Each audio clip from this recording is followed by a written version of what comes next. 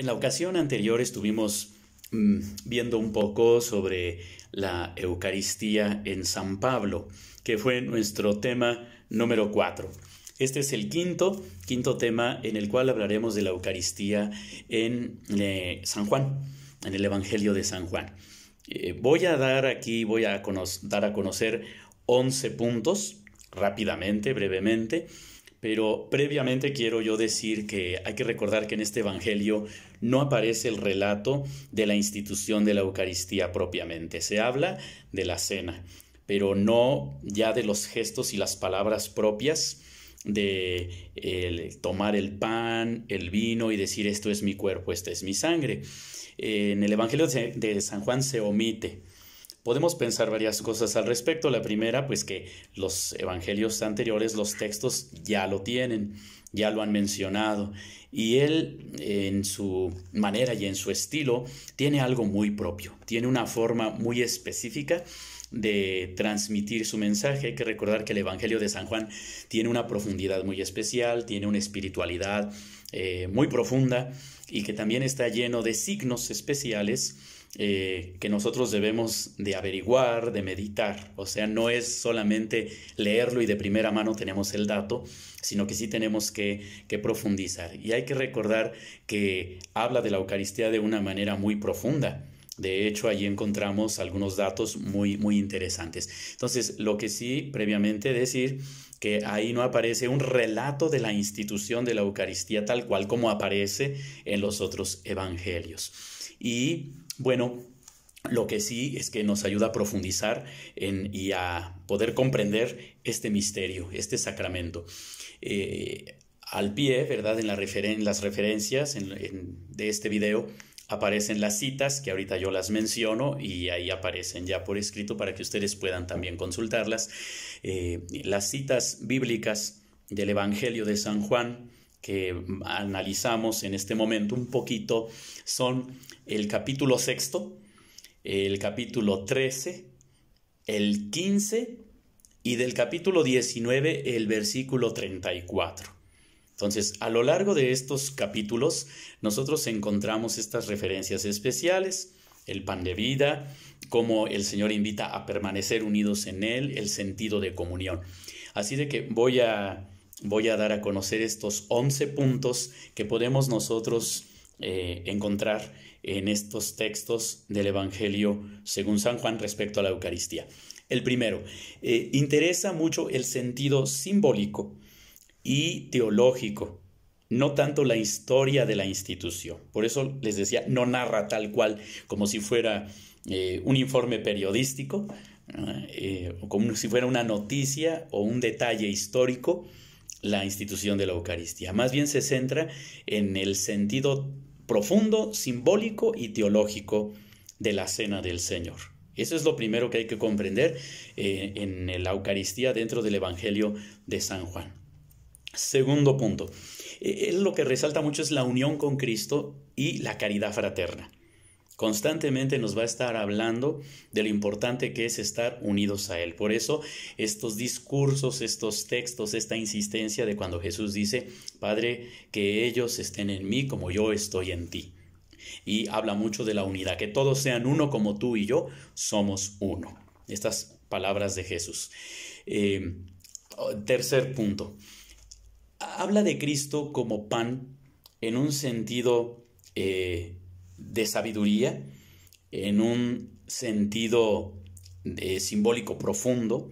O sea, Cristo tal cual es el alimento y la respuesta absoluta para el hambre que tiene la humanidad. Entonces, lo que trata de dar a entender el Evangelio de San Juan es Jesús es el pan de vida. ¿Y nosotros para qué queremos ese pan? Pues porque precisamente tenemos hambre de Él, lo necesitamos. Entonces, en este punto, Cristo habla de que Él es la respuesta al hambre que tiene la humanidad de Dios. Y por lo tanto, Él es el auténtico alimento. Cuarto punto, habla de la comida espiritual, o sea, también del sentido de fe. Habla de que se hace una comida sacramental, sí, que es la Eucaristía, que es real, sí, es muy real y es un alimento real, no es solamente simbólico, pero también hay otro aspecto simbólico, ese sí es simbólico, que nos ayuda a nosotros a fortalecernos y que es la comunión con los hermanos. O sea, la Eucaristía es unión real con Cristo, pero también nos invita a una unión real con la comunidad. Entonces son dos aspectos que son complementarios. O sea, no solamente se trata de una unidad con Cristo, sino una unidad entre los hermanos. Y aquí hay otros dos aspectos muy interesantes. O sea, Cristo no solamente es para ser creído, o sea, no basta nada más creer en Él, sino también comerle. Por eso, el que crea en mí, dice el texto, se salvará, pero el que come su carne y bebe su sangre, permanece en Él. ¿Ven? Entonces, no solamente es tener fe, hay muchas corrientes cristianas, pero no católicas, que dicen, no, pues yo basta con que crea en Él, ya con eso me salvé. Aquí no, en el Evangelio de Juan especifica que no basta solamente decir Señor, Señor, no basta solamente creer en Él, no basta solamente tener una fe espiritual o una fe simbólica, sino una fe real, concreta, firme. Entonces, ¿Cristo es para ser creído? Sí, pero también para ser comido. Ahí insiste, el que no come mi carne y bebe mi sangre, pues quedaría nada más con una fe ilusoria, ideal, que no es mala, pero está incompleta porque falta esa unión concreta a la que Cristo nos invita. Bueno, quinto punto, por la entrega de Cristo en la cruz, su carne y su sangre están disponibles como alimento para los suyos. O sea, este es el aspecto sacrificial. No solamente Él se da como pan y como vino y se reparte, sino se comparte. Y aquí yo resalto, se parte. Y al partirse se está hablando del sacrificio, del dolor y de la muerte. Entonces Cristo no solamente se da en el sentido de entregarse de una manera así nada más como se entrega cualquier cosa, no, se entrega en el sentido de que entrega su vida, o sea, es una entrega total, profunda, un sacrificio auténtico, ¿sí? No nada más es como por ejemplo cuando los novios, ¿verdad? A veces, bueno, si el novio le regala unas flores a la muchacha, bueno, le está entregando las flores, pero no se está entregando a sí mismo. Y aquí no es que Cristo, a través del pan y el vino, esté nada más dando un regalo, se está regalando a sí mismo.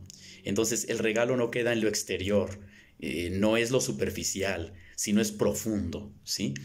Entonces este es un detalle que hay que tener muy en cuenta. Él mismo está disponible como alimento, pero por su entrega de su cuerpo y de su sangre en la cruz. Está unido a la Eucaristía el sacrificio de la cruz.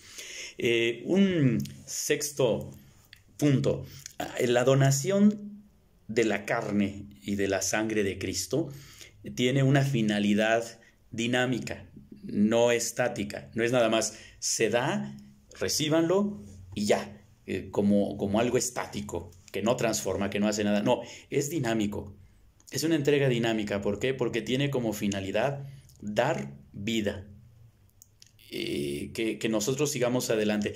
Es la finalidad que tiene el alimento. Cuando nosotros comemos no es nada más comer y ya, sino el alimento es dinámico, es decir, nutre, fortifica, da vida. Pues bien, Cristo nutre, fortifica y da vida. No es nomás recibirlo ya.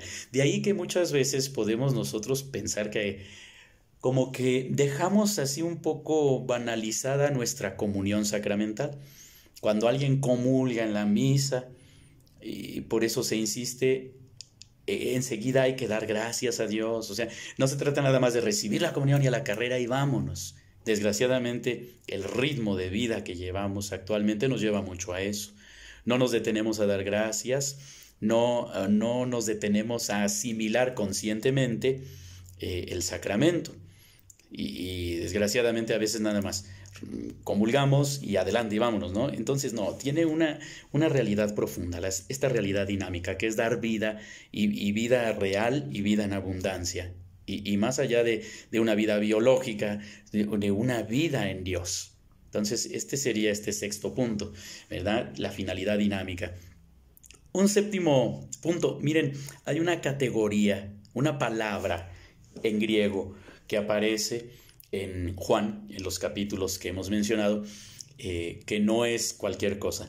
La palabra vida en griego que utiliza el Evangelio es zoe, que significa precisamente vida, pero es una vida real y es una vida que, vamos, lo que decíamos hace un momento, dinamiza, ¿sí? O sea, cuando él dice, soy el pan vivo bajado del cielo, se refiere a que no es un pan como cualquiera, sino que es un pan que realmente tiene vida, ¿sí? Por eso no hablamos de galletitas, no hablamos de panecitos simples, no es una botanita, ¿sí? Es Cristo mismo, sí hay que hacernos muy conscientes de esta presencia real. Pero no solamente lo utiliza el Evangelio respecto al pan, fíjense, también cuando dice el agua viva, cuando se refiere a Cristo, el agua viva, cuando dice la palabra de vida. Entonces el término vida aparece varias veces en el Evangelio de Juan y como una vida realmente viva, no simbólica, es real. Entonces cuando dice soy el pan vivo, se está refiriendo a un pan que realmente da vida, ¿sí? Un pan dinámico. Octavo punto, hay otra categoría, la categoría permanecer. Esta palabra permanecer aparece en el Evangelio de Juan muchas veces, mucho. Y de hecho también en la primera carta de Juan aparece. La palabra permanecer es constante. Si permanecen en mí y yo en ustedes, ¿verdad? Permanezcan en mí como yo permanezco en el Padre. O sea, y luego habla también aquí de esta expresión de permanecer, nos habla pues de unidad con Cristo, ¿verdad? De estar en Él. Es la experiencia de comunión con Cristo y que es interpersonal. O sea, nosotros en la Eucaristía no nos relacionamos con un Cristo vago o con un fantasma o, como decía, en sentido meramente espiritual. Es real, es de persona a persona. Sí, entonces cuando habla de permanecer significa de realmente entrar en una relación personal con Él, pero que no se separe, porque luego también puede suceder eso. Muchas personas, por ejemplo, vamos a misa, recibimos la comunión, salimos y como que ya se acabó esa relación interpersonal con Cristo, ¿no? Entonces no, hay que permanecer, o sea, que no se rompa el vínculo, sino que ese vínculo permanezca, ¿verdad? Que estemos siempre allí. Yo ordinariamente les digo a las personas, lo difícil no es estar en la presencia de Dios en la Eucaristía, lo difícil es de la puerta de la iglesia hacia afuera, seguir permaneciendo en Él, ¿sí? Entonces es importante que permanezcamos y que mantengamos esa permanencia. Así de que este octavo punto sería esta categoría de permanecer, ¿verdad? Que sí es muy importante. Y bueno, el noveno punto, la donación de la vida supone una presencia real de Cristo a los suyos en la Eucaristía. O sea, Él no se ha entregado de manera simbólica, por lo tanto, el pan y el vino que Él nos ofrece, que es su cuerpo y su sangre, no es solamente una cosa, como les decía, espiritualmente hablando, sino realmente hablando. Claro, tiene toda la fuerza espiritual, pero también tiene toda la fuerza real, ¿sí? No hay que confundir esto, o sea, no hay que irnos nada más por lo simbólico. Entonces, el hecho de que Él haya dicho, este es mi cuerpo que será entregado, esta es mi sangre que será derramada, no se entregó simbólicamente, no se derramó simbólicamente, fue una entrega y un derramamiento de sangre real. Luego entonces su presencia también es real en la Eucaristía que Él está ofreciendo en ese momento, ¿sí? Un décimo punto que nos puede ayudar mucho también es que la Eucaristía no es algo mágico. A veces podemos pensar que es como por un acto de magia que está Cristo presente ahí. No, tiene un sentido de fe, o sea, es algo más profundo que algo mágico. Algo mágico incluso raya en lo supersticioso, o sea, porque yo creo que esto se realiza. No, va más allá, va desde el punto de vista de la fe, es más profundo.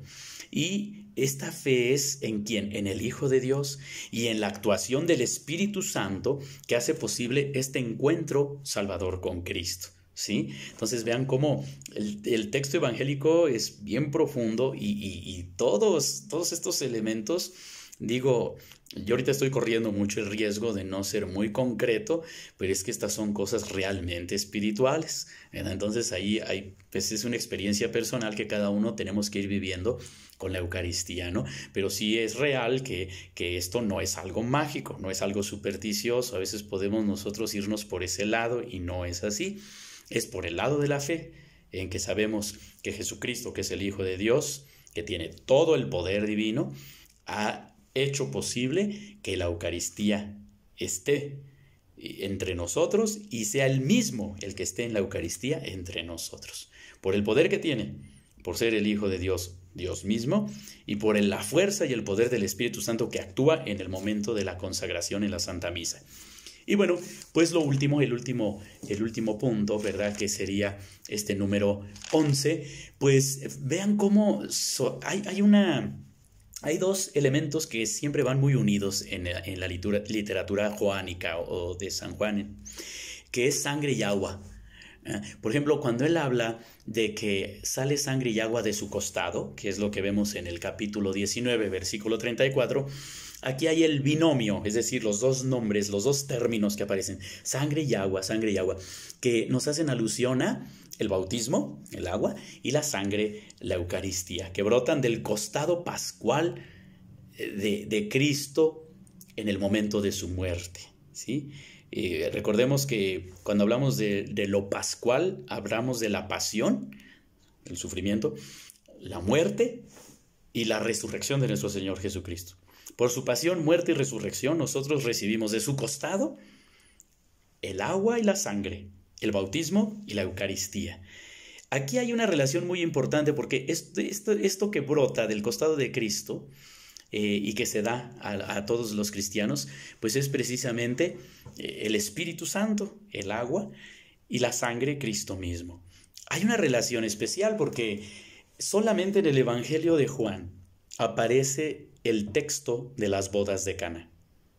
En los otros evangelios no aparece, aquí sí. Y cuando se habla de las bodas de Caná, se habla de que hace una conversión del agua, que por cierto esas tinajas que son llenadas hasta el borde, ¿qué nos recuerda esto de hasta el borde? Pues el diluvio que purifica todo el mundo, nos recuerda la sobreabundancia de la gracia del bautismo, el agua que se derrama sobre nosotros, es agua viva, lo que decíamos hace un momento, signo del bautismo y de la purificación. Pero esa agua que está hasta el borde, cuando se la dan a probar al mayordomo, ya es vino, la sangre del Cordero, que es mucho más exquisito que el anterior. Ha superado todo lo de la antigua alianza. Y cuando dice, todos dan al principio el vino mejor y ya luego dejan el corriente al último, en cambio, dice, has dejado el vino mejor hasta ahora, quiere decir que lo mejor apenas acaba de llegar, que lo mejor apenas está por llegar. Y lo mejor es la salvación en Cristo, que está ahí presente en las bodas de Dios con su pueblo. Y vean qué interesante, porque el agua y el vino, estos dos elementos, o bien el agua y la sangre, el bautismo, la Eucaristía, pues están presentes en ese texto de las bodas de Caná, donde apenas se nos da el vino mejor. Y por eso en la literatura joánica podemos ver como del costado de Cristo mana sangre y agua, los sacramentos que nos purifican, pero que también nos llenan de alegría y de gozo en las bodas eternas con Dios. Entonces vean que esto es muy profundo, son cosas que vale la pena detenerse y meditar, pero también detenerse y vivirlas, que vivamos la alegría de nuestro bautismo y la alegría de la Eucaristía cuando la celebramos y cuando la recibimos y cuando estamos en su presencia ante el Santísimo Sacramento.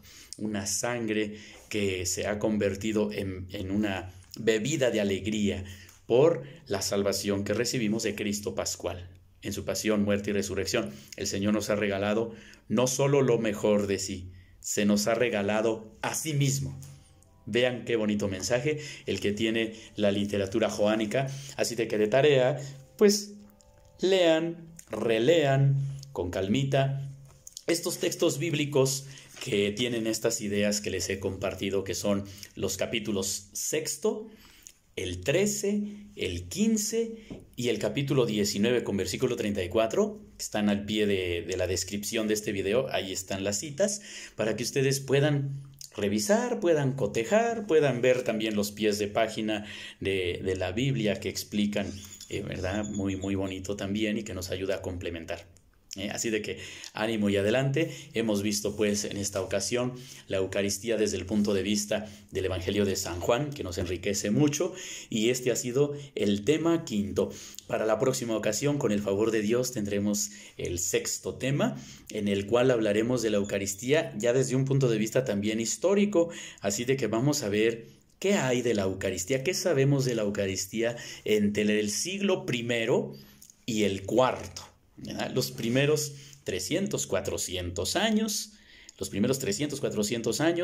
de nuestra iglesia, cómo era y cómo se vivía y qué elementos hay interesantes de la Eucaristía. Y así haremos también un breve recorrido histórico hasta nuestros días y luego abordaremos pues otros elementos. Así de que vamos avanzando en nuestros temas. Gracias. No se olviden los que gusten compartir con toda confianza y obviamente, repito, yo no soy un experto en estos temas, pero les comparto lo que yo más o menos conozco, sé y que les pueda ayudar. Con toda confianza, ¿gustan ustedes poner algún comentario, alguna pregunta, alguna sugerencia, ¿verdad? Alguna cosa? Yo con mucho gusto les respondo a la brevedad posible. Dios les bendiga, gracias y hasta la próxima.